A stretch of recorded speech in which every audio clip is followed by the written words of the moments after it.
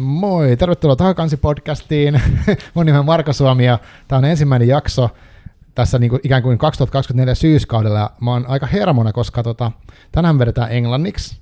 Ja me ollaan puhumassa täällä mun vieraan kanssa. Mä oon täällä Pitäjänmäellä Loop Martial Arts salilla ja me puhutaan tänään Brasilian jiu-jitsusta ja kirjoista ja varmaan treenaamisesta, ehkä vähän elämästä, ja sitten me puhutaan Arnold Schwarzeneggerista.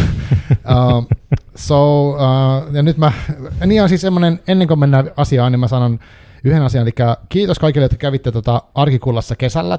Osa kävi kertomassa, että he on kuunnellut tätä podcastia, ja se oli tosi mukavaa, ja kiitos kaikille, ja toivottavasti vielä joku muistaa tämän podcastin, ja tästä on pari kuukautta aikaa. Nykyään netissä pelottaa, että jos ei koko ajan postaa jotain, niin kaikki unohtaa. Mutta nyt me mennään asiaan, eli welcome, Johan Jaumain. Mm-hmm. Yeah, I'll take that. That's fine. It's okay pronunciation. Yes, that's the yes, of course. It is. Yes. So we're gonna keep speaking English, but it's not for either of us. It's not a native language, right? No. So, how are you doing today? Yeah, I'm good. I'm very happy to see you. It's been a long time. Yeah, a very long time. I don't know how long actually. I started thinking about it because we first met, I think, 2007. Was it? Yes. Yeah. I always say you're the first Finn that I met actually after my wife, so second maybe. Yeah. But yes, I always say yes. It was like, what is a Finn? What do they eat? Yeah. What do they smell like? Oh. What is this? You know. Yeah. Now it was weird, being French. You're very narrow-minded, I may say, and we don't see further than England, maybe Belgium, maybe Germany. But like Finland is far away from us. Yeah. What's the capital city? Norway? Is it Sweden? No, you stupid man. It's Helsinki. Yeah. All right.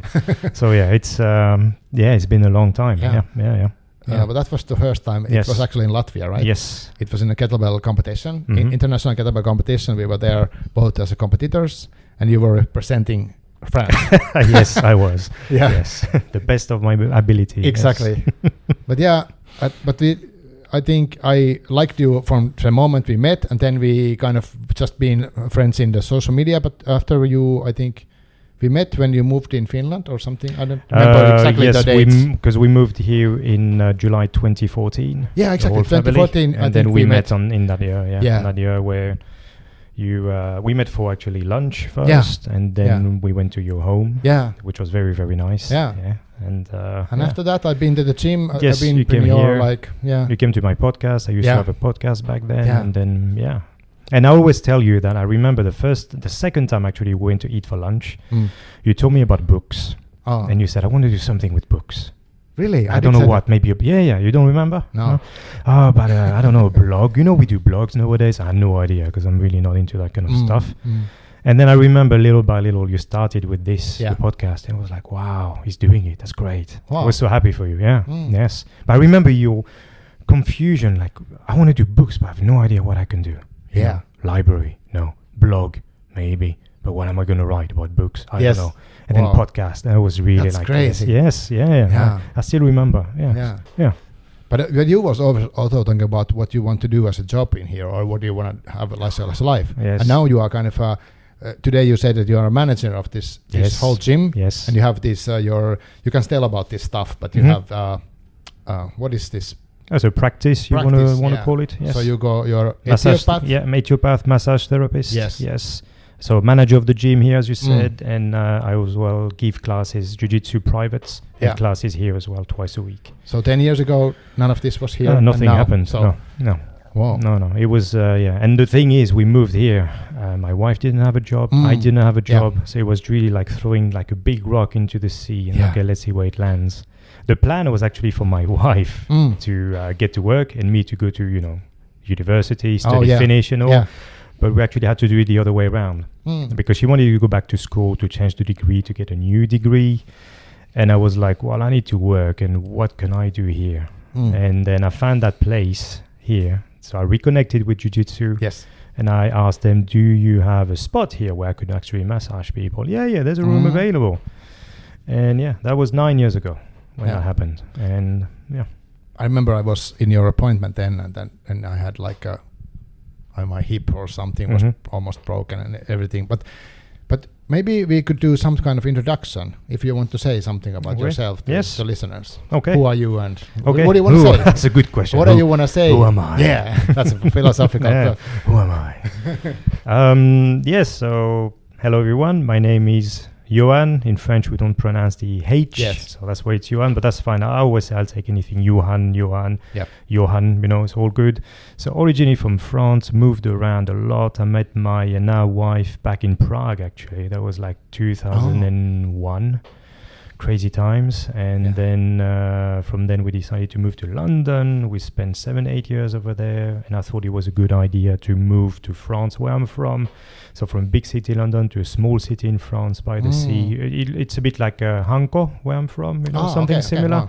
So that might not have been the best idea in the world, but we made it work until, it had been maybe 15 years for my wife. She had been away from Finland. It was time for her to come back here to her roots. Yeah. And that's what we did, 2014. Yeah. So with the boy who was barely 2 years old, the dog we had back then, 3 bicycles, like 10 boxes, and the washing machine, and that was it. That's it. Wow. Yeah. So that's pretty much it. And I had decided to reconnect with jiu-jitsu, which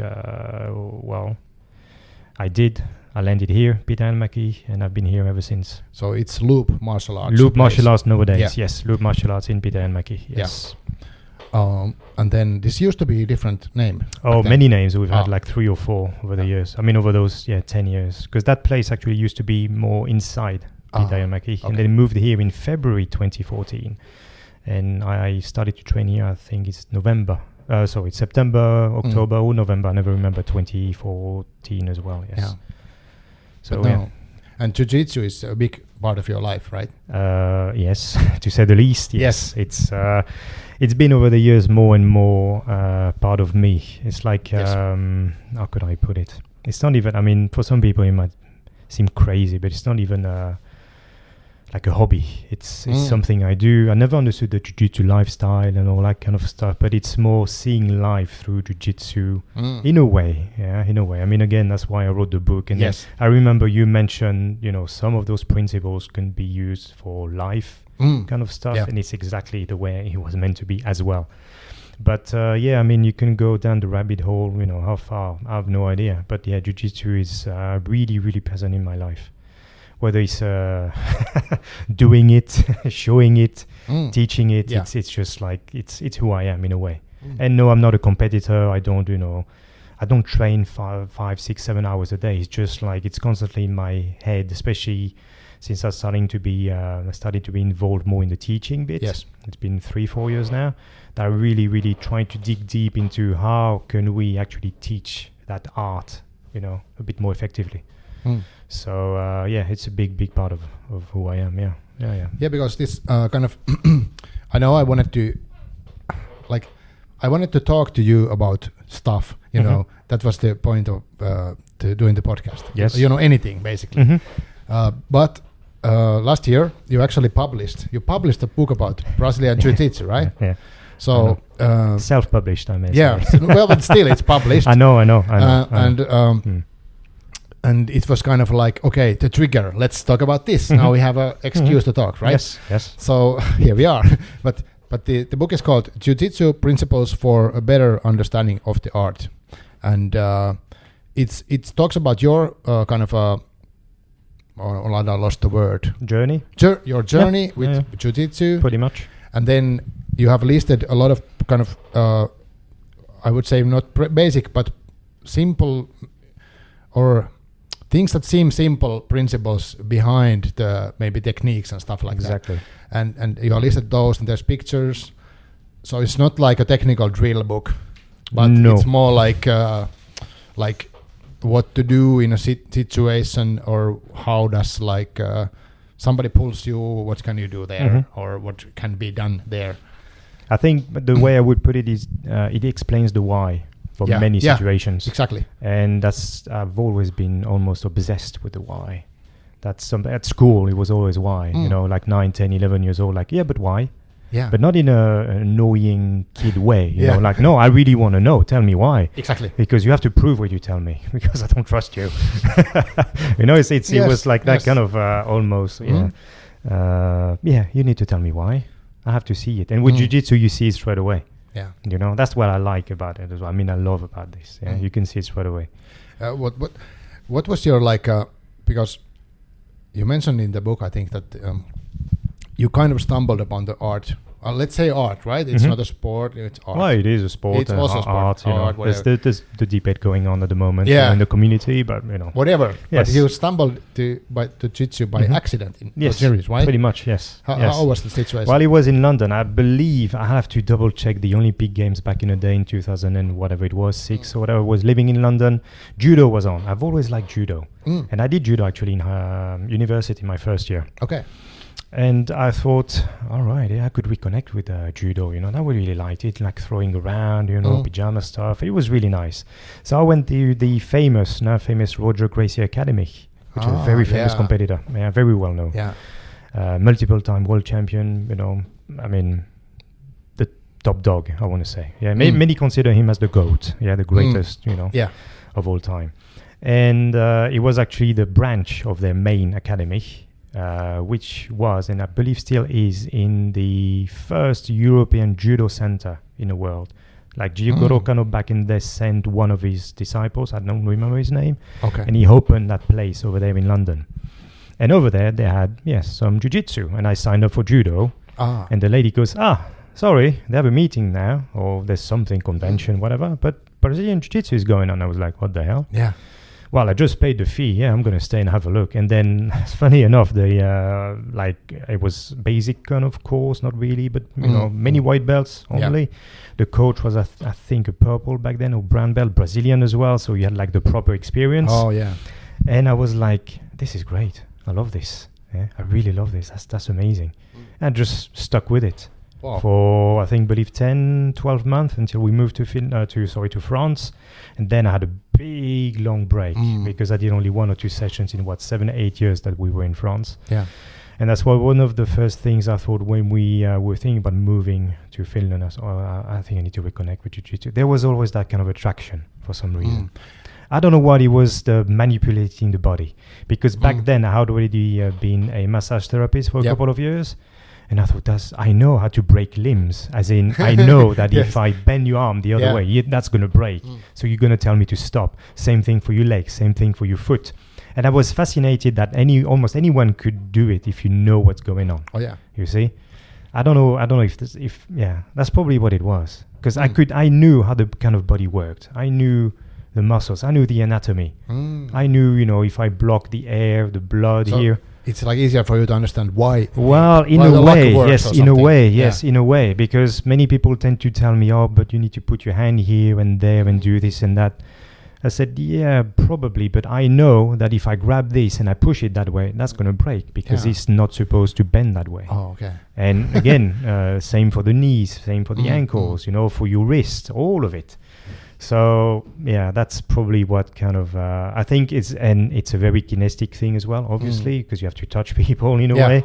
And the job I'm doing as well as a massage therapist, that's what I do. I just like the touch feeling. Yeah, I think that's what I probably enjoy the most as well. It might sound weird to people who don't know about jiu-jitsu. It's not a kink stuff. Yeah, it's just, I know, but I've been doing judo. I know what you mean. So it's about trying to feel the other person's movement, like energy in some way. They grab you really hard, or they're softer in the touch, and all what's that. What's the movement? Exactly. Yes. Or fast exactly. Where are they going? Like, what's going on here? Why is this happening? Why am I now on the mat, and why is they on top of me and trying to like strangle me or something? So that's very, very much why I fell in love with jiu-jitsu. I can say it that way. Yeah.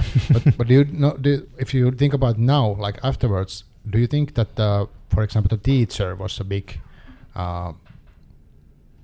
like influence? That's in a good question. Because he was very good, or I mean, the original country. Yes, I mean, I was lucky enough. I had 2 different ones to start with. One was the Brazilian Luciano, and he was very, very traditional Brazilian.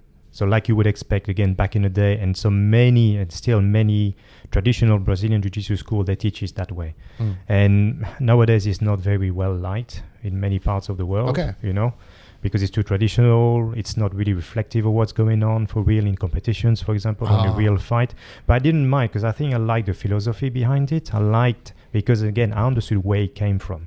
You see, that was very straightforward stuff. And that was, I want to say, plain and simple. Yeah. And then came in the other coach who created the Jiu-Jitsu Brotherhood from South Africa. Okay. He lives in Los Angeles nowadays. Oh. And he was he's the one kind of, that was probably where I got inspired to write the book, because he was a very conceptual guy. Oh yeah. Very conceptual guy. And I remember I was like, yeah, you talk my language now. I understand what you mean. You know, combine, like I put in a book, combining masses, 2-on-1, all this stuff, and almost nothing to do with like techniques, jiu-jitsu themselves, but just like the idea behind. And I was like, yeah. And I understood straight away what he meant. I don't know if it was the background as the physical therapist or whatever, but I was like, yeah, I get that. I love the language. I love the... what is the, I don't know, like selective tension, you know, stuff like that, you know. Oh yeah, selective tension. You know, it was like, yeah. But to me, that like really, it was like crystal clear. I understand exactly what you mean. And that's it was probably more influential than all of them until I moved here. That's interesting. That's like, if you think about it, that's kind of an accident that you meet somebody who talks from such an angle that you can get it, and then it freaks to you for, you know, and then you can get like more driven into it. Completely, yes. But for some other person, it could be different. Exactly, yes. Yeah. I mean, we have it again nowadays here when I teach, or I know people don't really see my points and stuff. So I'm trying to do my best to explain it a bit better. But it's just because I see it in one way, and I don't think it's a better way or the worse way. It's just a different way, you know. Yeah, you are not saying in the book, you're not saying that my way is the best way. Oh, no, far from it. That would be crazy, but somebody could do that. Yes, you know? Yeah. Some have done that. Yeah, yes. I understand. Yeah. So, like, if you would like say, for somebody who doesn't know what Brazilian Jiu-Jitsu is about, like, how would you describe it? Like, what is it? Because... for somebody who has the name Jiu-Jitsu, you think about the kind of, I don't know, Japanese Jiu-Jitsu, which is different, and then Brazilian is different. But what is if you would have to say it like to somebody who doesn't know anything about combat sports, what would you say? It's the heart. I always say, because I got it from other people, it's a combination of many people actually that I got that kind of framework from. But if you think about the grappling heart, judo as well, jiu-jitsu, even wrestling, you know. But for jiu-jitsu, basically, is the art of trying to use your connections to manage distance, to bring them to the mat. Yeah. So you bring them close to you, to bring them down to the mat. And from there, you're going to try to immobilize them. So make sure they can't move. Okay. Get rid of their defenses, get rid of the arms and legs to get to the barrel, what I call, so the mid portion, if you will. To again immobilize them, to then isolate one of the limbs that you want to either break or strangle, if it's the neck. Okay. That's it. It's that simple. Yeah. And I'm trying to do stuff doing that in different ways. Exactly. I'm trying to do stuff to you that will make you tap. So if it's again bending your arm one way, that will break, or your leg, or you know, squeezing your neck so you can't breathe anymore. There's no more blood to the brain. Yes, that's what we do. But it's very important to understand it's about managing distance. Yeah. To make sure you keep your opponent close. So it was designed to make sure if you get punched, it doesn't hurt that much. If you're very close to me, you can't actually punch me, you know. Maybe a headbutt would do. Yeah. But even a knee is quite hard to, you know, you can't really inflict much pain with the knee. But the job is to get close to get them to the ground, because then you immobilize them first. You know, it's much harder to run away when you're on the ground. You have to kind of stand back up. Yeah. So when they're on the ground, you need to make sure you pin them down. So you immobilize them, because you want to go to... some people call it center mass, you know, it's very scientific, but I like to call it the barrel. So if you get rid of the, you know, you know what a barrel is, like exactly. So you get there to re-attack whatever you got rid of in the first place, the legs, the arms, or the head. And And as simple as this is, the thing is that's very simple. The application can be very complicated. Yes. Because there's so many ways of doing it. But they are all with the same outcome. Yeah. Yeah, either one is gonna end up in the tapping. Exactly. Right? That's the thing. There's so many ways of doing it, and that's where the confusion comes in. And that's why I decided, to write the book. Yeah. If I may talk quickly about the book, the way please, it came out. please Yeah, do because the idea is, okay, I'm seeing things, I'm noticing things, and the way I teach, it worked or it didn't work. But it was more people looking at me like, I have no idea what to do from here. And I'm like, Yeah. And that's the worst thing you can tell me. If you tell me this as a student, it means I didn't do my job properly. Yes. Because you spent time here, you've been, sweating here, maybe cried sometimes, and you still ask me after a year, 2, 3 years, I have no idea what I'm supposed to do here. And I'm like, God damn it. Yes. There's something wrong. Yeah, there's something I missed. And I thought, okay, I'm going to, because, social media and all that. So I thought I'm going to just post every now and again my thoughts. Yeah. But I'm going to put maybe one sentence, like discipline equals freedom, like the stuff I have on my tattoo. And then explain a bit why. Yeah. Yeah. So for this one, for example, at some point I came across that concept of the ladder. Like I talked to you about, when you stand up, you want to get to them, you want to get rid of the line of defenses, the hands, the elbows and the shoulders. So you get to the midsection and you can throw them to the ground. So there's a ladder concept here. Oh, yeah. Same thing when they're now on the ground and you want to get rid of the legs and you want to get to that barrel. There's a ladder between the feet, the knees, the hips. Yes. Yeah. So I thought, okay, the ladder. That was one of the first posts, the ladder. Yeah. And then I just explained quickly. And I had a few, people commenting, which was great. And because I always said, you're not supposed to go back down the ladder if you attack. You need to go up, up, up, up, whatever happens. Yeah. And if you're at the bottom, you need to make sure they go back down your ladder. Yeah. Yeah. You want to keep them behind your feet. If you're on the ground, you're on your back, you belly up, you have your legs in front of your partner yourself. yourself. Them in the knees or you can, but just so it's you better know, to be, it's better to have distance, because you might want to stand back up, or you might want to end up on the top, meaning you're going to grab them in some ways with your hands and your feet, and you're going to put their ass on the mat, if I may say. And if you end up on top, you're the top player. That's what we call a sweep. So that was, the ladder. That was concept. The other one I just talked about earlier was the combining masses. And I remember the, getting like very close to your partner. And then because, people remember stuff when they can associate with things they know. Yeah. That's what I put in the book, the Spice Girls principle.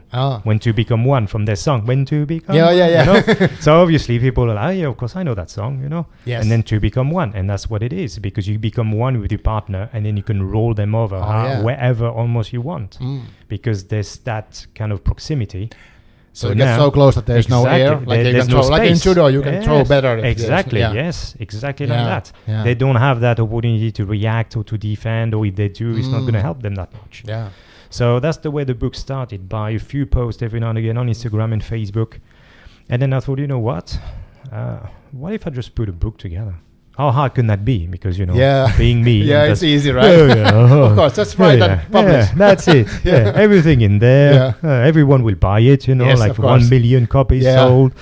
But then, I started to research. And that's what I liked about it, because I learned so many new things, which I didn't know before.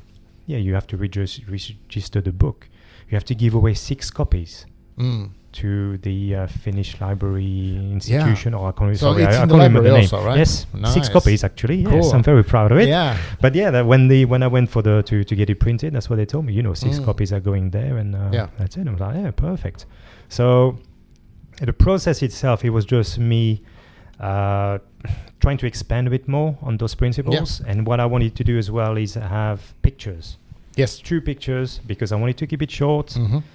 I don't have my attention span is that of a 5 or 6 years old, 6-year-old. So I don't expect people to have longer than that. And I want it to be again very clear, simple, precise. Yeah. So there is 18 principles total in this one. Yes. Yeah. I mean, I've got a few more, but I just thought these are the ones that I believe almost everyone could benefit from, whether you're a white belt just started or a black belt, a seasoned kind of jiu-jitsu guy, if I may say. Like the first one. You see, the first principle. Rotation beats extension. That came from one guy who once told me, supination So that's when you hold your hand with your palm facing up. So you hold the soup. Okay. So supination beats submission. So let's say you're in an arm bar, and then he says, you just rotate your palm up, and then this is gone. And I thought, because for me, anatomically, it made sense. I said, of course, you rotate your palm up. Harder to do but then, lock, right? Yeah, exactly. But then I dug a bit more, and I'm like, hold on. Let's break it down. Yeah, let's have a look at all the submissions. But let's have a look at the whole jiu-jitsu. Yeah. And I thought, hold on, like really. So I checked matches and videos and stuff, or like, on YouTube, and they're like, no, it's rotation beats extension. Someone is going to push against you. If you just keep pushing back, what's going to happen? Well, not much. You're just going to stay in front of them. Yeah. What do I want to do? I want to go around them. So I'm going to rotate. And then it's valid for the legs. It's valid for the arms. It's valid to get out of those submissions as well. Yeah, so I got kind of basic principle behind all those so I was details. Like, yeah. And then I thought, that's the first one I'm going to put in the book, like as in like this. Rotation beats extension. And I was like, God damn it, it's right there. And I just saw it. Because again, the way I came up with the Instagram or Facebook posts is just by noticing patterns. Yeah. It might sound almost like, what do you call it nowadays? I don't know if I can say autistic, but like very, very, I couldn't not see that arm or that leg right here. I can see what's happening overall. Yeah. You see what I mean? So like a pattern. Yes. It's like, where was my hand? I have no idea, but I know that's what you did. Or that I know that's what I needed to do. Yeah. And that's why it worked. How did I do it? I have no idea.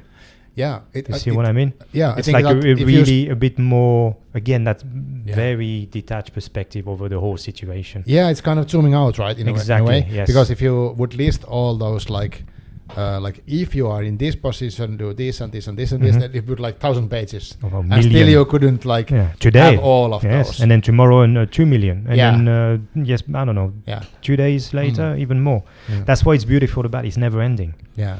But many people don't tend to realize that, and I'm not saying it to be like, big-headed or anything like this, but yes, if I squeeze your neck like this, you're going to tap both sides, and that's it. But there's so many ways we can do it. We can use our fist, we can use the lapel, because if we use the gi, so the suit, we can actually use the fabric. I always say we have the luxury of the fabric, so we can use that. I can use my elbow, I can use my knee against it. Yeah. There's so many ways of doing it, but it all it's the same outcome. I'm going to squeeze both sides. Arteries are just going to block. No more blood to the brain. You're going to pass out. Yeah, they don't see how you did it, but they did it. Yeah, exactly. That happens. What happened? Usually you're supposed to. Yeah, usually. But I know that if I block both, and again, many people think this way. I'm not the only one. Yeah, so I understand. It's nothing. Yeah. It's nothing special. But for me, I believe I can say I saw it straight away. Yeah, but what if I do it this way? It still works because again, your arm is going to bend that way, which is not supposed to bend. Yeah. So. How long was it that the process, if you think about like, okay, you had the idea, I'm gonna do a book about this because you think it's easy, and to the publication actually, because this was published in like March 2023. Yes. So that's like 1.5 years ago. Soon. But when did you start actually the writing process? I believe the post came out probably in September, October of, so that's 22. Okay. I believe maybe a couple in July of 2022, you know, but I didn't, back then I didn't have the idea of putting it, or putting them together in a book. Yeah. But so it's a very interesting question. It's very hard for me to answer. Many people have asked me, how long did it take you to write the book? Yeah. And because how do you count it? Because the idea, yes, of course, yeah. But because again, I had those kind of a few principles already down. I had just to expand a little bit. So I think I went down like 10 weeks, not really hardcore, but like 10 weeks of, editing, expanding a bit more, try to see if it made sense, and getting the pictures together. Yeah, getting the pictures. So probably full on stuff, probably 8 to 10 weeks. With dealing with the people, printing. It's kind of tight, Yeah, no, but that's intense. And that's unfortunately that's the way it works for me. I don't like it long, big. Even at school, you had like 6 weeks to do. I used to do it on the night before. Yeah, like also doing intense short spurts of stuff, and that's it. But because otherwise, one thing I hate to do is just start something and then go back to it, and then I end up changing so many things, but now it's all there. So it's almost my first draft in my head. But then I thought, okay, hold on, it's a book now. It's not like social media stuff that you can erase. I know you can have a second edition, third edition, etc. But is it what I really want with that kind of book? Not really. But I just try not to think it too much.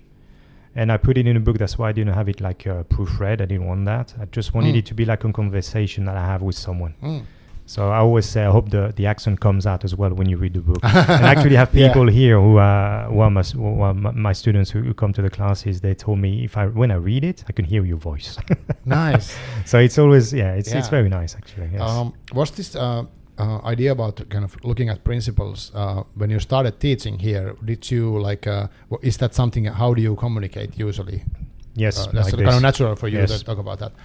Yeah, I always try to, again, because that's the way I kind of learn myself, or that's the way I don't know if learn is the right word, to learn how to move. Yes, but the what I'm more receptive, I would say, is like I said, you tell me why does it work? Because that's together. All right, okay. Yeah. But you want me to show you how? No, I'll find it, because that's the work itself. Yes. I believe, as a coach, I will give you the why, I will give you the what, maybe the when. Yeah. The how, you figure it out for yourself. Oh, yeah, because then I have like the own insight about it. Yes, exactly. Maybe your hands are bigger than mine, maybe your arms are shorter than mine, maybe your legs, or most likely, all of this is different than mine. So why would I try to show you this is the way you should be doing it? Oh, yeah, that's right. So people tell me, but what do you like? So I'm like, yeah, I'll show you. But again, it's because it's me, because that's the way it feels comfortable. Oh, yeah. Or maybe because it works for him, but it doesn't work for her. So I might change my grip, or I might change the way I hold this or that. But again, the outcome is the same. I want to hold them. I want to push them away. I want to put them on the ground. I want to immobilize them. Yeah. So that's, for me, it's always been the why. So that's always the way I've been teaching, like with principles. And you explain by showing a technique or two. Yeah. But now in the last year or so, I've shifted the way so I went like completely in with it's been going on in sports quite a lot. I did a seminar actually a couple of weeks ago on a Sunday here, but it's called the constraint-led approach. In jiu-jitsu is very recent, maybe a year or so, a year and a half. Some people have been doing it in MMA as well. In judo, it's starting to come up. In wrestling, constraints-led approach, where you give constraints to people. You can only do that. Now play the game, and you kind of come up with your own technique. Oh, does it mean like, for example, if it's two people, you could say that, okay, you can only use your left arm and you can only use something else? Not this way, but almost. Okay. Yeah, you can only do that thing. Or from this position, I want you to get there.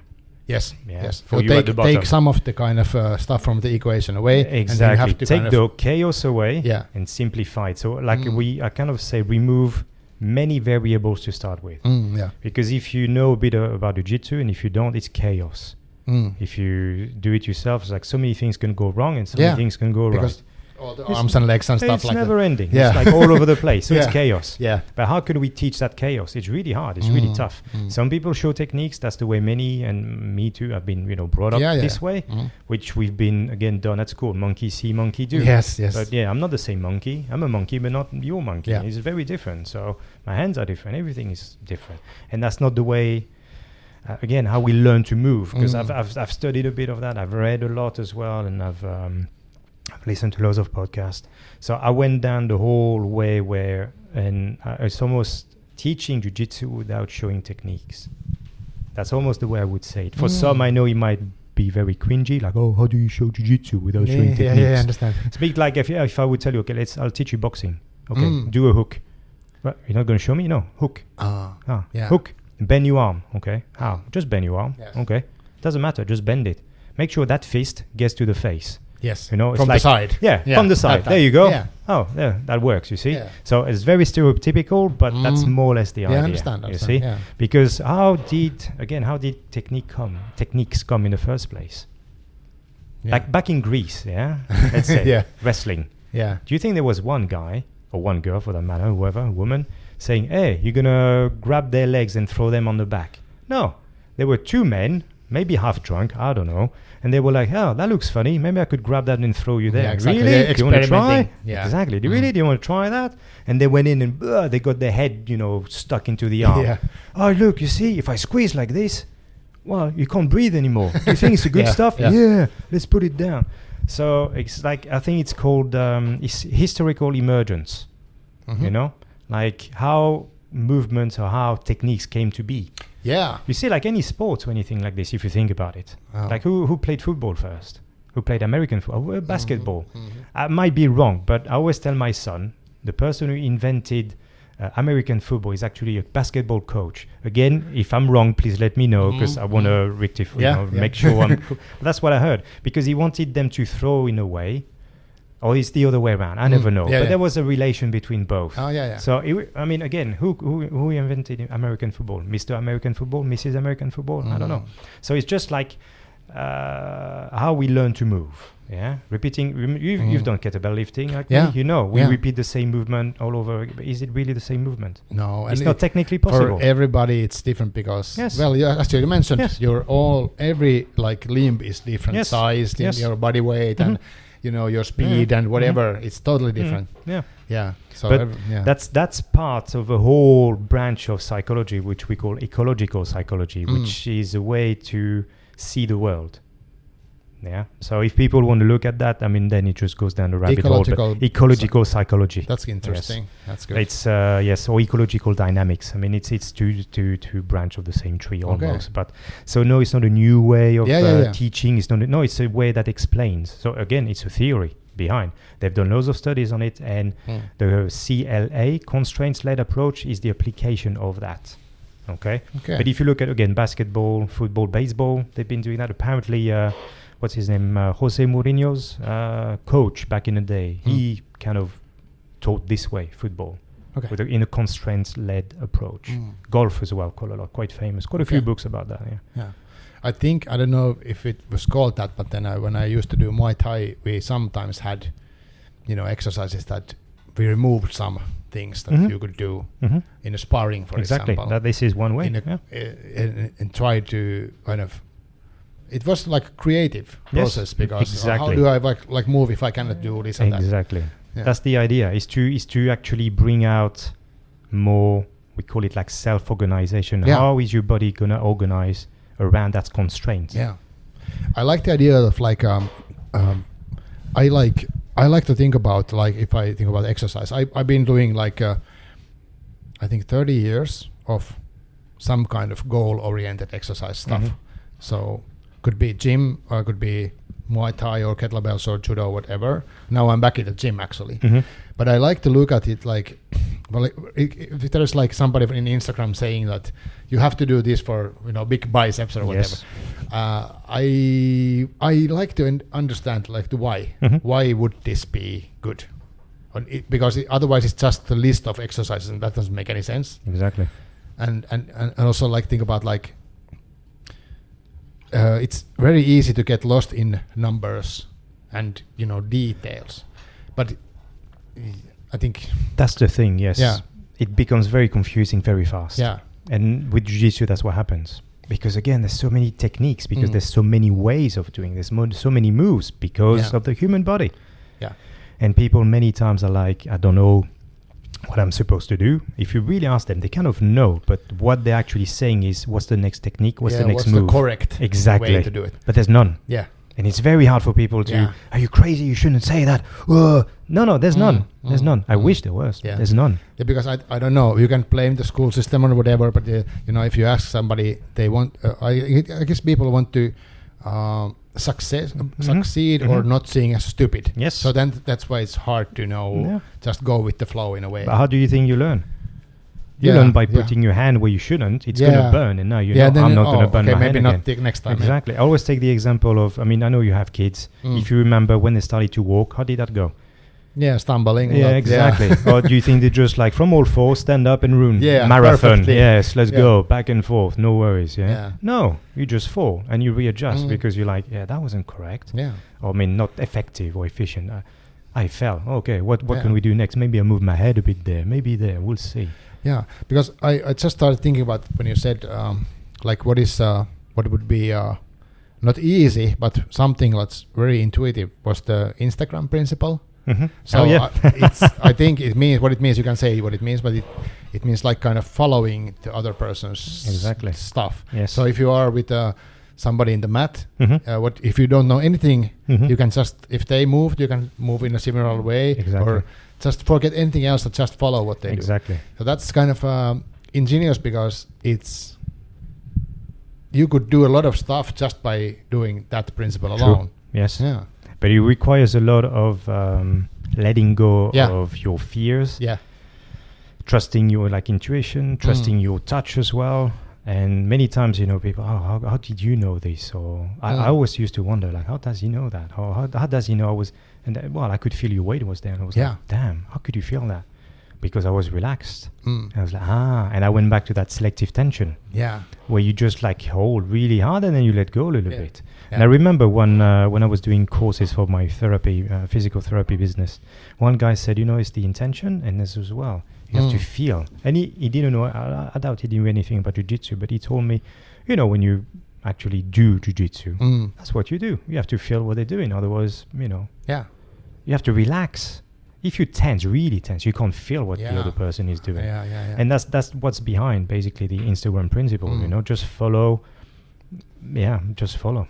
And following means a lot. You have to feel, maybe listen or look, and but it's interesting because I think a lot of things that was I was thinking about my kind of, I had it 4 years of judo. It just I think I ended it in 2020 because COVID destroyed the gym. But basically, in there, I think when you're in the mat and doing the whatever, how do you call it, wrestling or whatever, but there's a lot of stuff that it's hard to put on paper that what happened there. But it's like I feel what the other person is trying to maybe do. I have maybe some idea what I want to do, but there's a lot of things that I just feel in different parts of the system, like balance and touch, like you said, maybe sometimes even sound. Yes. And, there is so much going on that if I would have to write how does this go on, what all of the things that happened, it would be impossible from one sparring session. Again, because it's chaos. Yeah. Yes.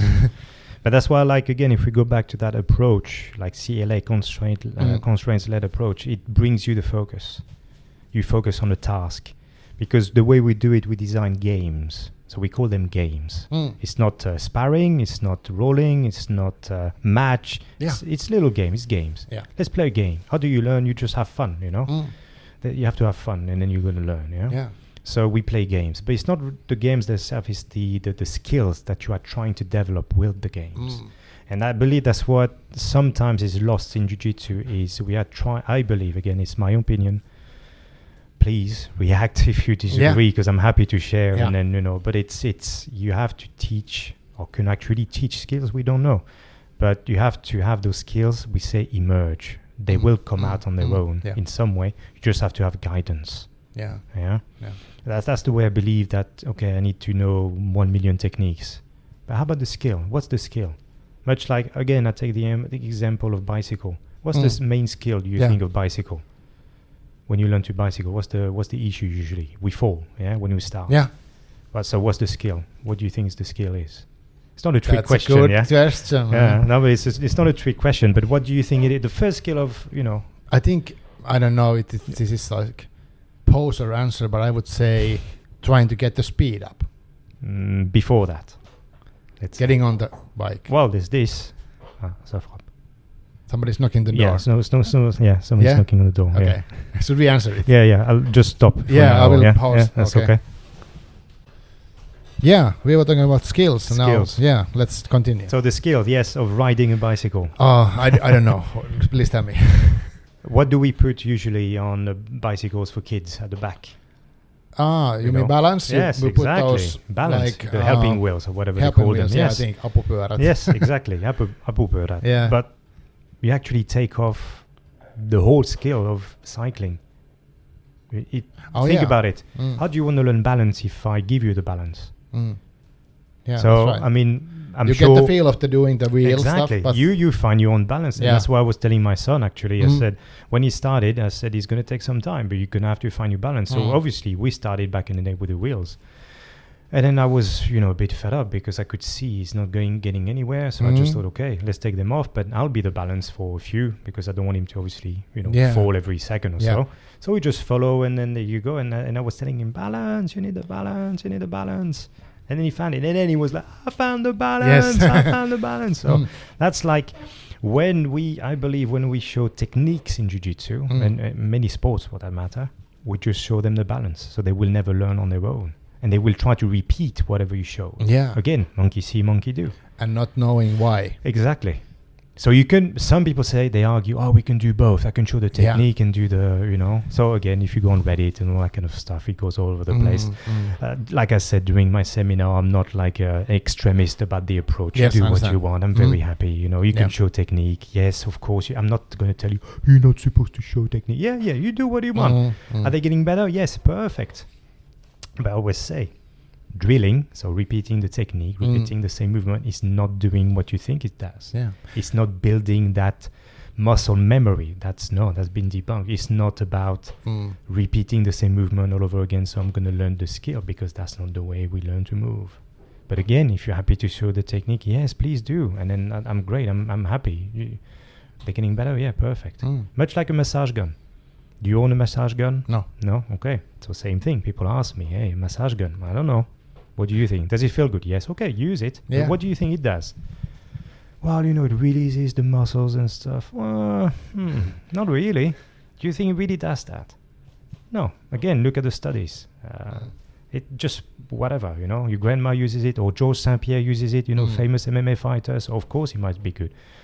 No, it's just a massage gun. It feels good. Yeah, but when I use it on my quads, it doesn't feel good. Well, don't use it on your quads then. That's fine, But again, it's those beliefs that we've had for so many, many years. They need to be questioned at some point. The problem is, it could be a problem with jiu-jitsu. It's still a recent sport. Yeah.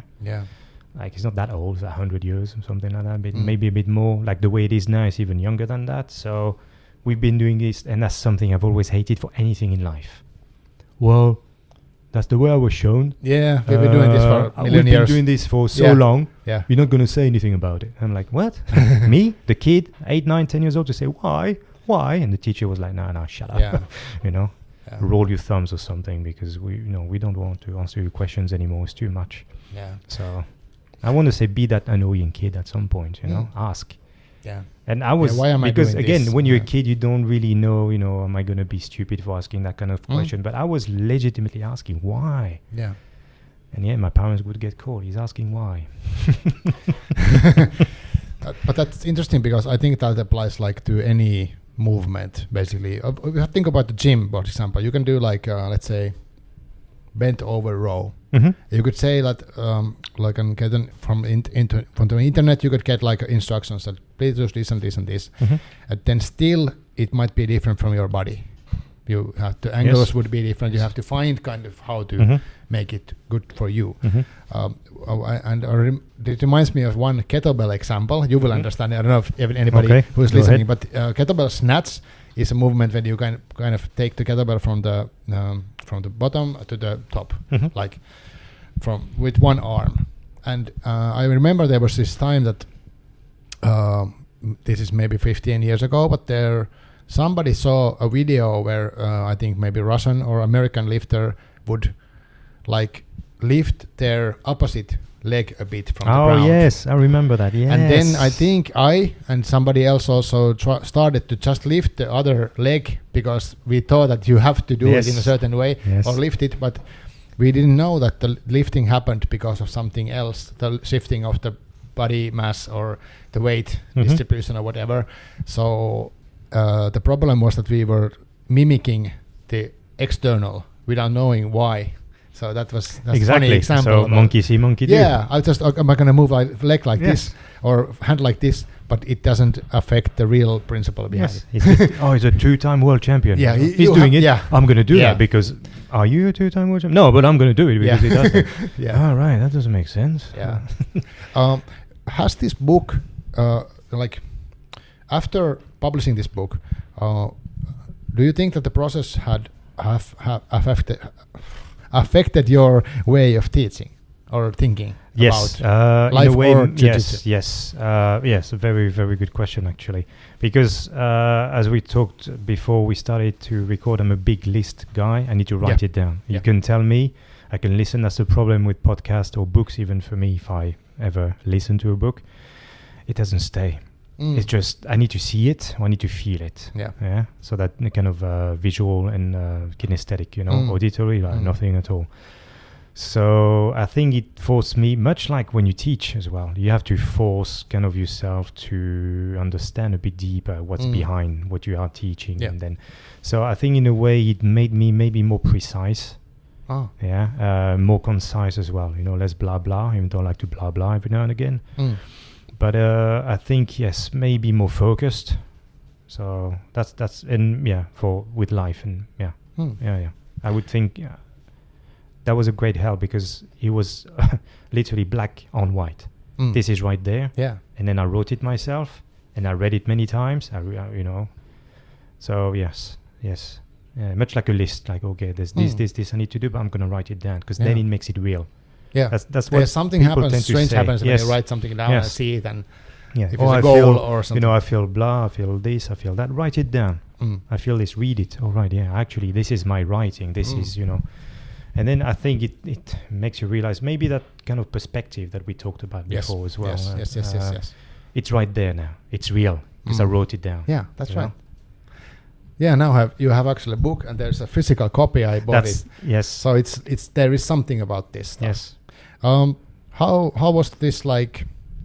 What's the word? How did the community accept this? Have you what kind of feedback you get? I sold 1 million copies. Yeah. I've got my throne. Yeah, of course. I'm sitting on a throne right now. It's golden. Yeah, in the yacht. Of course. Yes. Yes, it's waiting. Sorry, I'm gonna have to go. Well, again, because I started to teach here probably 3-4 years ago now, and then always teaching that way with those principles. The way I actually did it is I sold probably more 60 or 70 copies before releasing it. So it's like pre-order. Yeah. So many of my students bought it, but not only, some other coaches from other gyms as well.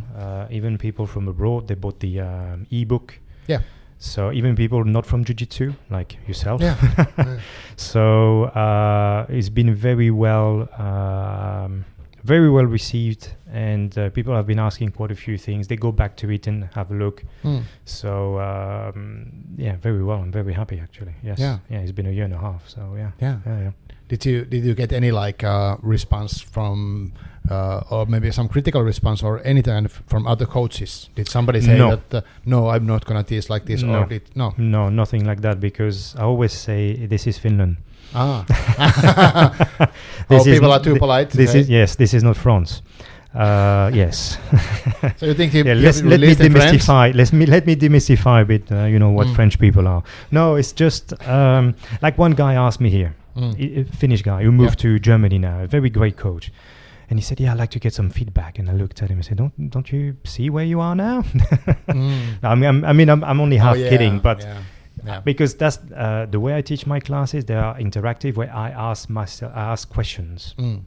So I said, any questions? Obviously, no questions. No. Because why? You think you're going to be stupid. If you heard that like quick sidebar, but you know Charles Poliquin, this big.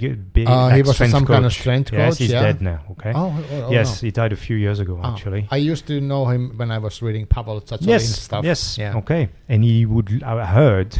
He loved to come here to Finland. Why? Because Finns never ask questions.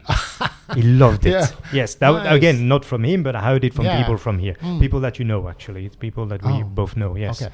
So for me, it's always, I want you to know if you understand what I'm saying. That's number one. Okay, because I forgot to mention, I teach my classes in English.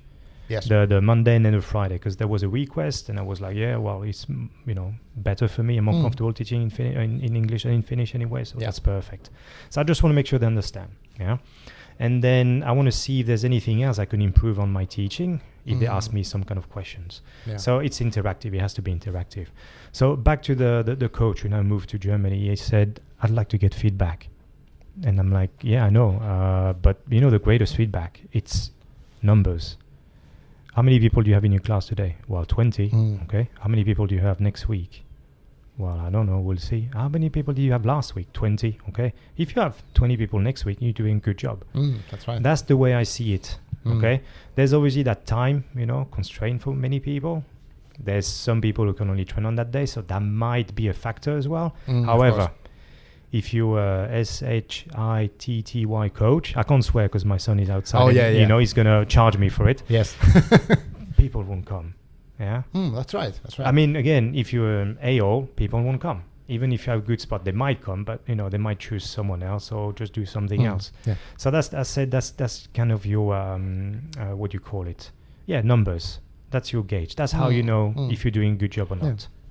And that's the way I've seen it for myself. And I always tell people, please tell me. And they laugh. And then, no, I'm not. Just tell me if it's good or not good. I need to know because I want to be better what I'm doing because I know that will make you better.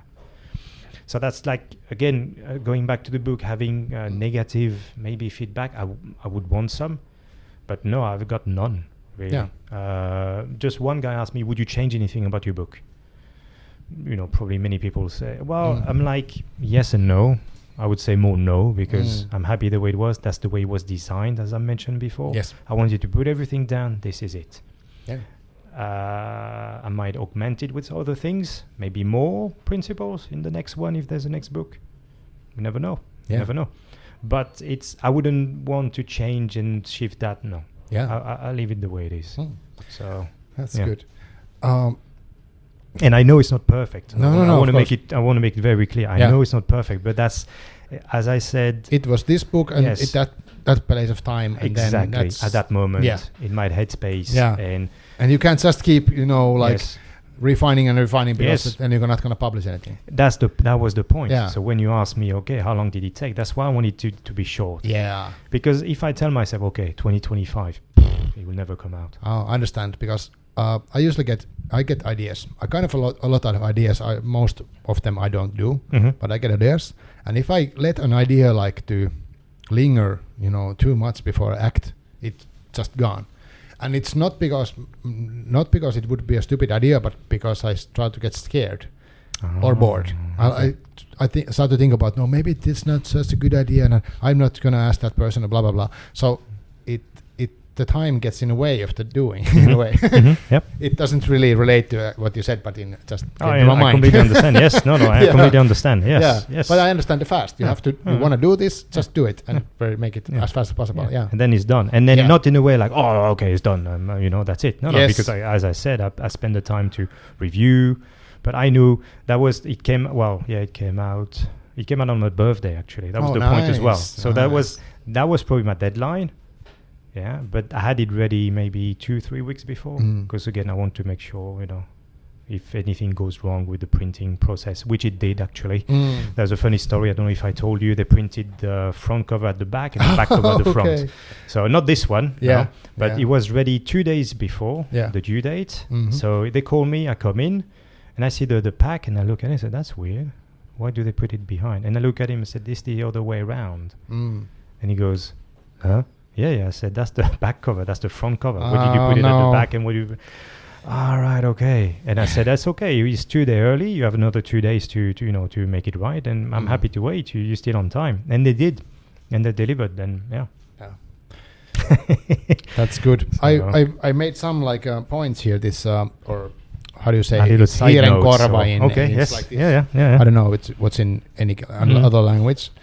When I read this originally, like a year ago, and some, but this was interesting part. I read today. Rereading this, there's sentence that says, "I truly believe that jiu-jitsu is kinesthetic art. Two opponents feeling each other's energy and movements, sometimes forcing one body movement into another and reacting according to the feedback of your opponent." We kind of talked about that. Yes, but that's a good way of. You could say that about dance, other things. Also. Getting the feedback, the live, constant feedback. Yes.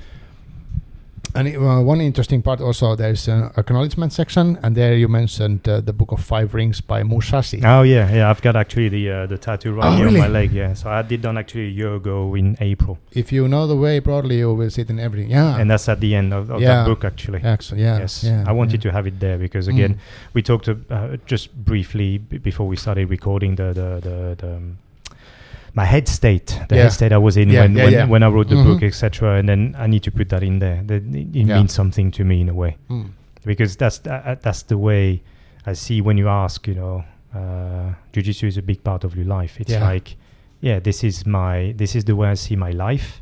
Again, private life, the way I see jiu-jitsu, and the way I do my work. It's like, I mean, I'm not into religion or anything, but like, the Trinity kind of stuff. Three things. Trinity as in the Matrix, maybe. So the three things. These are my three things. My work, my jiu-jitsu, it's that big, and then my family. And obviously my son has the question of, hey, what's more important, jiu-jitsu or family? Okay. I see where you're going with that. But you know what I mean. It's like really that three kind of facets of my personality, I want to say. It's like a guideline for everything. That's why I'm a very big principle guy. Again, the way I do in my private life at home, or what I do here in my practice here as a physical therapist, the same thing. The way I'm with patients as well is the way I deal with the students, where you want to empower them. That's the idea as well about that approach when you teach jiu-jitsu, because you want them to have the power, not that. You're not figure. You're dependent of you, like the guru is saying, you have to do. This is the way and the only way. No, I don't care. No. Again, that's not. I think that's kind of a healthy way of being a teacher. Yes, and then it kind of for you. Give them responsibility, because it is their responsibility as students. Nobody else can move your body but you. Exactly. I'm here to help, yes, but I'm not here to, again, I'm not your guru. Exactly. Yes. That's probably the way. If you put it all together with work here and then jiu-jitsu on the mat, definitely. Just shortly before we go to the Arnold Schwarzenegger part, okay. If you would say, like, what is this Ethiopath mean? Right, okay, I get that question asked. I made up the word because it didn't exist in either English or Finnish, but it's from osteopathy. It's one branch of osteopathy. So osteopathy, and Ethiopath is actually getting to the source of the issue. So it's kind of a principle stuff. Exactly. Again. It's not just the symptoms. We will treat the symptoms, but we will treat the source, which is very hard to do because there's never only one source of issues or problems. So it's like, again, the holistic approach, if you will. Okay, that's probably the best way I could describe it. So it's my own way, my own physical therapy, my own methods, and it's a mixture of many things. Okay, but we will see what's moving, how it's moving, why it's moving like this, your history of training, sports, private life, if you want to share it, your work, if you want to share it, anything that could help me to help you, basically. Okay.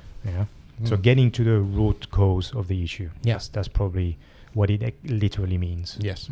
So, for example, like I have, we don't have to go to diagnostics, but there's like currently shoulder issue, but it could be because of, let's say, rotational things about the spine or whatever that I expressed in some movement. Or, there's lots of things that could happen. So you try to be like a detective and go with the patient. It's more or less the idea. Yes, and then the beauty of the human body is just constantly readjusting. So that's why I always tell people, trust your body. It's magnificent. It's strong, it's resilient, and it's magnificent.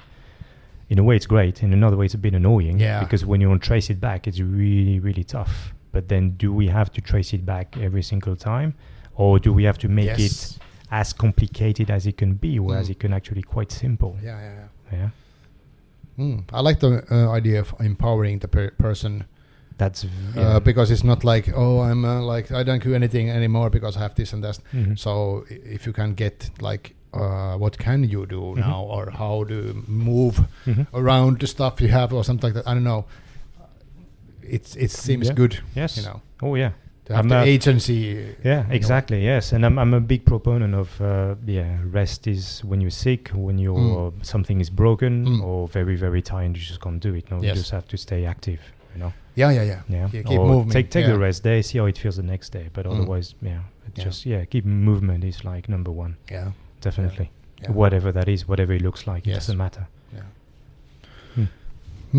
This is you can still get the book, right? If somebody wants to read there's it. like 2 or 3 copies left, but the ebooks is available. So ebook you can order from from the website. From your Jomain jiu-jitsu. Is it okay? I will put the address to the podcast. I don't believe it's in there. And it's some I will find it, but and then from some libraries you can get it also. Not yet. No, that's what I was trying to work on next. So I was that would better have been my next step. I don't know how to get it in Kirjakauppa or anything like this. Okay. Well, let's see. Okay, so. Another topic is I asked before that I would like to ask what would be one book that is important to you or has been important to you, or just something that comes to mind, and that's kind of thing I want to start doing with people in these episodes, because my idea is that I would like to also get to know the book before we meet, I can ask about it and we can talk about. So just an idea, but I don't know if it works or not. But we tried. So it's very interesting. Yeah, actually, yes. because naming one book is it's very hard. I intentionally wanted to make it difficult, and then what comes to mind first is something interesting also. So what is your choice? Well, for me, so it was hard, not because I've read so many books. I don't know which one to pick. So I'm not a book reader. I'm just going to put it out there. You are just a book writer, yes, right? I'm a writer, yes. Yeah. So I could maybe trace it back to when I was very young, and my mom and my dad, they just didn't read to me. It's probably where it came from. But I used to read loads of, Asterix. Of that's course. great. That's, that was always on my side table. Always. I still have them at home. I brought some actually here for my son, so he can read some. But that was probably my youth. That was Asterix mainly. And then when I got a bit, older, 20, 30, and then, at school, they tried to, for me, they forced me to read, and all of it. Balzac, Maupassant, Flaubert, all these. Yeah. So I just can't. Sorry. I mean, again, hats off to everyone who can, because for me, it's always been a struggle. And again, maybe because no one ever read to me when I was young, I don't know.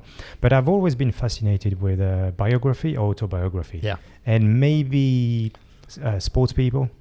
Not necessarily famous. I mean, obviously, Arnold is famous. Yeah. But not necessarily like super mega stars. Yes. But like maybe someone at the top of their game in their field.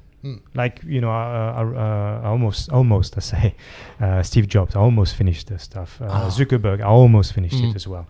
So, again, yes, that's what I do, sorry to say, but for books, it's very hard for me to finish. No, it's not sorry to say, it's just, But again, just so people know who, who they're listening to. Yeah. It's very hard for me to finish a book. I don't know. Because, again, my attention span, it has to be really captivating. Yep. Or it has to be a biography, autobiography that I can relate with. So, I chose Arnold because for me, again, I'm not... It's Total Recall. Total Recall, yes, by Arnold Schwarzenegger. So that was his autobiography. Yeah, it's from 2012, I think. Wow. It says here. Yeah. And there was this... I mean, again, love him or hate him. I mean, again, I'm not like his biggest fan or anything like this. Again, as a sidebar...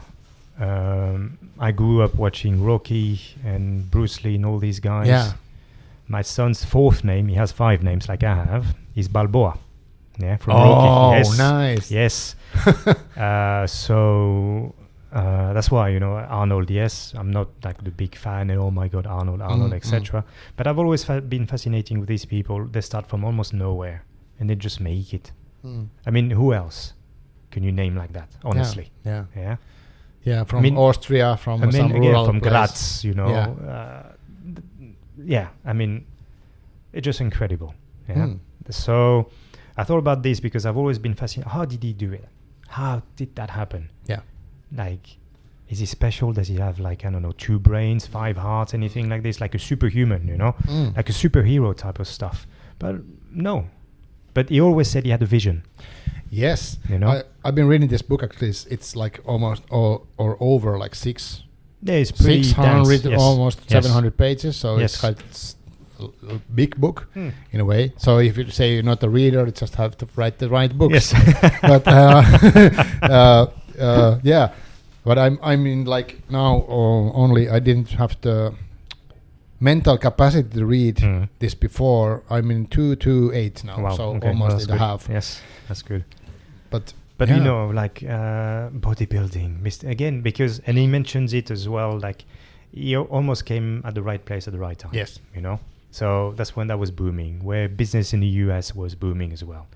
So yeah, it was, but then again, he had that vision of being there and on stage, and then later, you know, on the screens there. Yeah. And many people tend to forget, like, oh, you know, he made millions of dollars in movies. No, he was already a millionaire before he went to the movie industry, because he had good mentors probably, and he was smart enough to think, okay, I'm getting a bit of money here. What can I do with that? Yeah. And again, right time, back in the day, you know, in the US, I mean, I don't know, I wasn't born, but that's what I've read across many articles and books, you know, like real estate was booming, especially over there where he was, you know, California. So that's how he made his money, buying like buildings and rows of buildings and stuff like that. So I mean, again, the vision, the vision, and the way that he actually stuck with the vision. Yeah, it's interesting. He talks about like there's that in one point he had to kind of make a decision of going forward with his visions about the acting or staying with her girlfriend. Yes. And there was like he was certain that he will choose the vision because he had like, I don't know, I would say that one gift actually was that the very hard focus. Because that's what I thought, because in a bodybuilding, for example, you get like it's painful, it's hard to do, it's like, but if you have like, okay, I want to do this and this is important to me, and this is the goal there, something. Yes. So you have to keep doing it. It's the discipline. Yeah. No matter what. Let's go. Yeah. So I mean, again, I know it's not everyone's cup of tea, and I don't expect it to be. Again, he's not an example. He's not even like an idol for me. I'll feel sad when he dies, of course. Yeah. And Stallone as well. Again, they are these people that you have. How many in a decade, or even 50 years or 60? Yeah, how it's many? crazy. I used to watch like Commando and Predator and Terminators when I was kind of these young. kinds of movies, blah blah. Yeah, but again, like how many people went to watch them? So many. It's crazy. Yeah. So again, that's why you can say anything you want, but like he made it happen. Let's put it that way. Same for Stallone, if you think about the story. Yeah. And that's why I believe probably my favorite movie is Rocky 1. That's almost his own story. You know, he had to sell his dog, Butkus, the dog he has in the movie, to or give him away because he couldn't feed him anymore. Let's put it that way. Yeah. Because he was writing the script, and that was literally his last chance to make it happen. And they were like, "Oh, look at your face. Who are you? You're not going to take a book or a script from you, you know." And just he made it happen, and he said, "No one can play that role, and I'll do it." And there you go. Yeah. That's how he started. So I could have gone for him as well, for Stallone, if he would have made the same book, because again, they were so impactful in my youth and everything. And no, I didn't go into bodybuilding. I didn't go into movies. I'm not into politics or anything. Again, I think it's that vision. Yeah. And that discipline, I'm not gonna give up. Of course, dubious choices sometimes. The last chapter is not great for a family man or person, etc. Yeah. We all know, what happened, But again, what he did before, does he cover it? No. I mean, again, it's not perfect. Yeah, who is like perfect? Exactly. It's a human, and But is he an A.O. for that? Well, it can be discussed, okay? But it's. Again, how many people like that? Yeah, when you mentioned the book, I was like, okay, I'm gonna check this out.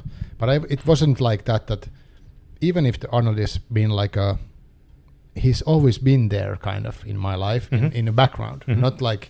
Not number one fan, but still I remember seeing like Predator as a child and stuff like that. So it's like a crazy guy. But when I started reading, I was like, maybe I'm not that interested in this like life story. But then when I started reading, it very like, okay, this is very interesting. So I think it's very nicely written. Yes. You want to read what happens next.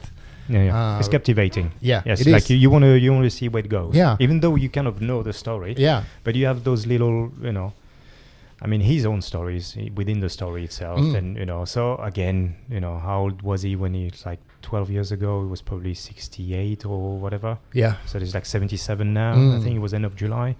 So maybe he forgot a few things. Maybe he, some and mistakes. And it's his but again, perspective, yes, of course. Exactly, it's always of like the whole life. Yes, of course. But again, how many? That's very again the vision. Yeah. That's just. I like very much when he talks about like the early days of bodybuilding in the USA, because there was actually no bodybuilding. There was just very small gyms and small events, and how they kind of really tried to get like mainstream media to get interested, and they managed to do it. That was very interesting, like how they built up and he mentioned how they kind of marketed the bodybuilding for this. And I think he says that they just said something what's not necessarily that true, but they try to make a good story about what happens when you get the muscles and whatever. So I think that's very fun to read and think about the early days of any sport. Because you need to sell it. Yes, he understood that, like that almost business mindset. You need to sell it for people to come and see. Yeah, like he always said. I think it's in the Netflix documentary, but I think it's in a book as well. Yeah, it is actually for the True Lies, the movie with what's the name again? I always forget her name. Gina Davis. Yeah, no. The other actress whose dad is a movie maker as well. I don't know. Oh, anyway. Wanda, the one from Halloween. What was her name? I know the who you mean. Halloween, the one who is really fit, who is yes. Somebody might know. Yeah, sorry about that, everyone, but you know who I'm talking about. Yeah. And Cheat says like he actually fought for my name to be on top of it, because they needed like almost a female lead role as well. Yeah, and he went to promote all his movies. He said, "That's my job as an actor, to promote the movies, not the company, the executives, etc. No, this is my job." Yeah. So again, I think he understood. He took ownership. Yes, that's what I want to say. Yeah, he had the vision, he had the discipline, he took ownership. Let's make it happen. Yeah, it's like never stop. Yeah, and not from everybody. No, but still, like it's interesting that like. I think it's very difficult if you are in the wasteland in a way. Let's say you are a new sport and you want Jamie Lee Curtis. Yeah. sorry everyone. Oh yeah, mad respect for her. She's great. Yes. So he was the actor, not the movie maker. Yeah, Jamie Lee Curtis. Yeah, Jamie Lee Curtis. Oh, but anyway, how to build anything from scratch is very interesting. I think. So how to convince somebody to come to a bodybuilding gym, for example. Yes. Yeah, especially in those days. Yeah, I mean, again, it wasn't really like, what is this? Yeah, like, why would they focus on their muscles? Exactly. What's the point? Yeah, what's wrong with you? Almost, exactly. What's going on there? So that's again, if bodybuilding, the movies, and politics, I don't know. I had to go for that book again. I haven't read that many books. This is probably the one I remember the most. And as I said again, I mean, that's cool. Not many they've tried. Rousseau as well. I liked Rousseau more when it was for philosophy. Then that was very interesting. So I would recommend, if you're into philosophy, that would go again. Novel is really not my thing. At all. I'm very sorry. Yeah, it's not. It's okay. But do you think I've read. You said before we started recording that you feel ashamed at not being a reader. Yeah, I do. But it's like, do you think it comes from that France is very literary country in a way? You have like Balzac. I mean, again, you have all these have a pressure great that writers. You are the Camus, culture guy. Camus as well. I mean. Yeah, of course. You have to. Again, that's what you do at school. Yeah. You go and read 5 books for 2 months. You have to learn them almost. Know them and recite every single page. And I'm like, that's boring. I'm falling asleep here. Yeah. I mean, again, if we go back to Balzac, he had one book. I think it's like 20 pages describing a woman's dress. Maybe not 20, but what I mean. It's like, oh, come on. I want to see it. That's the thing. I want to see it. Show me. Yeah. I think but the way he wrote, I know, but sorry, it's not for me. And again, I respect it a lot. I'm not saying anything bad, and I respect people who read books. I really do, because it's just maybe the patience. But again, back to probably not being read, but it's biographies, autobiographies, all stuff related to sport. Yeah, or the sport I do, or learning. Yeah, The Art of Learning. That's the one I read from Josh Watkins. It's a very good one as well. Yeah, it's like a chess prodigy. I've been I listened to one of his interviews. Very interesting guy. So the Art of Learning, I would recommend that too. Oh, yeah. But you see, that didn't come to mind for some reason when you asked me. Yeah, because I was struggling. Okay, let's see. I read 5 books. But it's good that you mentioned Arnold, because I've been like into at my age, I don't call it bodybuilding, I call it strength training in the gym. But I've been doing it, like I really focus on it now, and I noticed that when I read about his training, I got like, for example, yesterday I was at the gym doing leg day, and I thought about how they were pushing there. So when I was like, the pump. So when I was like doing the last reps, I was like, like the book said. Exactly. So it had effect on me, like in a way. So I really enjoyed it, because it's crazy that you can get that like that. Yeah.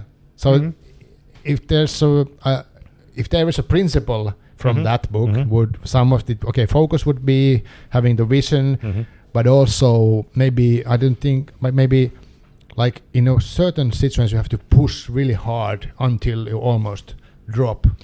Yes, I think at least in the sport. Again, yes. I think there's another guy who said it. I'm going to butcher it. I don't really remember. It's like everything happens on the other side of fear, or something like this. Oh yeah. You know, so something very similar along those lines, where just you have to push it until you're almost not afraid anymore. Yeah, and like I would accept that the jiu-jitsu competition would be like you are very afraid. Yes, you know the other guy is trained also. You have to learn. You have to overcome that. I mean, I don't know much. I know many people who are probably listening now and attend my classes, although they're gonna laugh because I don't really compete. I just hate it. But that's one aspect of it. You have been in the situation 4 or 5 times. So But it's one of these again. Like everything is on the other side of hard work and fear or whatever that is, you know. So just like the comfort zone that we need to get. Again, jiu-jitsu is one of these ones where your comfort zone gets really shattered straight away, brushed off, and here is my sweat on your eyes. You know, there it is. I bet, like for many people, it's the first time if you do a combat sport first time.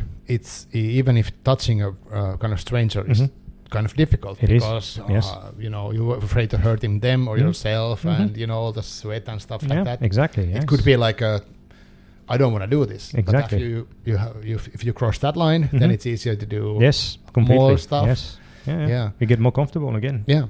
I think that the things that I've learned from like doing physical activities has been that my normal kind of way of mind used to be, at least, that when everything new comes, I think I cannot do this. That's like the basic idea in my head. Yes. Okay. So then if I, get in a situation that I actually do it, then I'm like, oh, I was wrong. Yes. That's interesting to learn, And I get it now at the gym, for example. I get it. Like I used to go to the gym from like in 30 years ago. I used to do it a couple of years ago, or a couple of years then. And now I kind of back doing like goal oriented. So I'm amazed that I can still progress. My initial thought was like, I'm so old that I'm not gonna progress anymore. But no, I was wrong. Yeah, of course. Yes, because you just push it a bit more. Yeah, that extra rep, bit more. Yes, slowly, and then something will happen. Of course, something will happen. Yes. Yes. So that's crazy. But that's great. You notice. That's very good. Yeah. Yes. Yeah. Never too old. Never too old. Yeah. To learn something or to try something new. Yeah, and I think like for you mentioned that jiu-jitsu is for you like one of the main pillars of your life. I would say yes. So definitely. I would say that mine it's some kind of physical. I have to do some kind of push physically. Yes. So it keeps me kind of grounded and sane in a way. So it's just I do it. I have to do it, and I want to do it, and I want to keep doing it as long as I can. So Oh yeah, of course. Yes, I agree 1,000%. Yeah. Yes. All right. We covered a lot of things, I think, in this discussion. I think we can discuss more after we end the recording. Yes. But I think maybe this would be a good time to kind of stop the episode. Yes. and get on with our lives. Yes. Do you have any last things you want to say before we quit the recording? Yeah, well, thank you very much for having me on your podcast. Yeah. I mean, again, congrats again for was it your 7th year coming soon? Yeah, this is 6.5 years. And I'm happy to be the first guest for the autumn season. Yeah. I'm very, very actually honored, I want to say. Thanks everyone for listening. Thanks for coming to the classes. Thanks for jiu-jitsu. For coming to jiu-jitsu, for doing anything physical, for keep pushing whatever you have to push through. One big thing I want to say is don't be afraid of asking for help for whatever that is. That's one big thing I want to say. Yeah. It's just there's no shame in that, asking for help with anything. That's good. I agree totally. That's in just sport, but in life in general. Life in general, at work, that's I think there was something again from the Bible, like ask and you shall receive or something they say. Again, I'm not into that. They've tried, as I always say. When I was young, I was in Catholic school and stuff, but maybe that stuck with me, but that's what I was told, and it does happen. Just ask for help. That's it. Yeah. If you need, then again, thank you very much. Very honored. Okay. Good Thanks to see you. Thank you. Thanks for coming. And very nice to meet you after such a long time. I remember maybe 5 years ago. Yes. So before COVID. Yes, definitely. Yeah. But thanks for everyone for listening. And you can find any stuff, but it's in Finnish, but in Takakansi.fi. So, but this episode is going to come on all of those platforms and stuff like that. So till next time, thanks a lot and bye. Thanks.